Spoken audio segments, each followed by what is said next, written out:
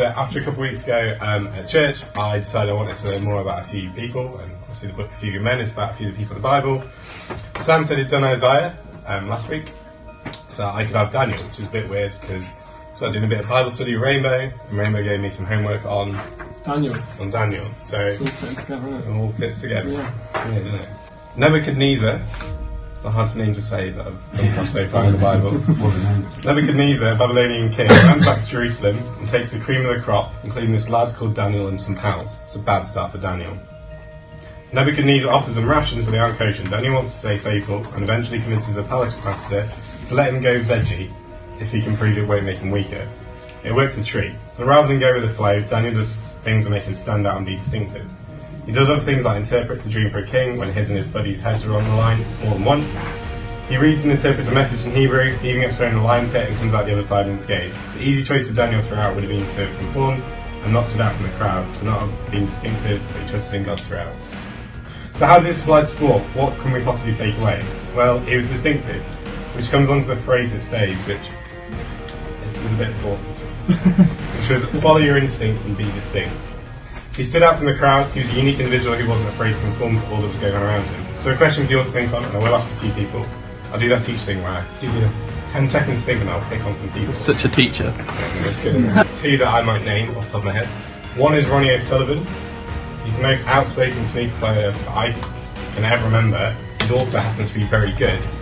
He calls a venue something not very nice and then goes in to score the maximum break.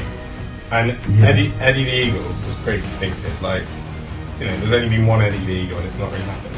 I'd go for Usain Bolt because So he conquered one sport and then was like, right, I'm going to go and conquer another sport now. I don't know how well that's actually working out for him, but football. Got a brace. Exactly. Tom Kite, who've you got in your head? Eric the Eel. Good shout. Matt, have you got any sports people in your head? Oh, I got one, but Who have you got? Alan Shearer, Why is he special? because he's England, he's English player.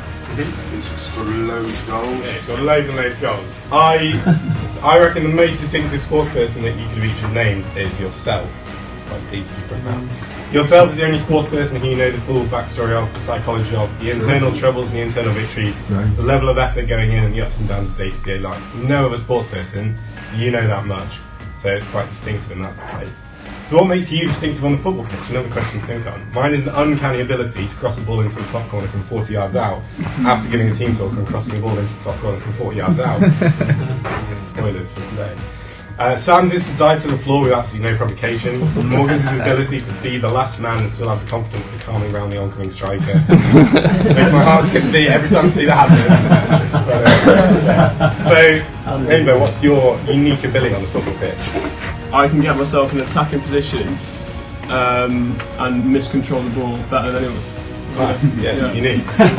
I said there's way more that makes me distinct other than my crossing ability. It might be the surprise people have when they see how fast I can run, considering my not athletic physique. It might be my knack to randomly find the ability to throw in the ball after 2 seasons of saying I can't do a throw in. But in reality it's also more including not what just goes on the pitch but also off the pitch, something which is often easy to forget in the moment. So if we weren't all distinct and we were all the same, would that make a good football team? Would you rather have the entire current Newcastle starting 11 or a team of 11 Kennedys? And that's what makes this football team so wonderful. We're all distinct individuals with our distinct talents on the pitch and our distinct stories off the pitch. And I, for one, wouldn't change that for anything different. I wouldn't change any of our stories, not even mine, nor would I change anyone in this dressing room. So don't be a chameleon on the pitch. Don't hide and blend away and become non-distinct. Show your special talents and be yourself. If you're not distinct, it can be too easy to become that chameleon that blends in with everyone else in the surroundings. Don't be a chameleon. Be whatever animal you were born to be. Follow your instinct and be distinct. Yeah.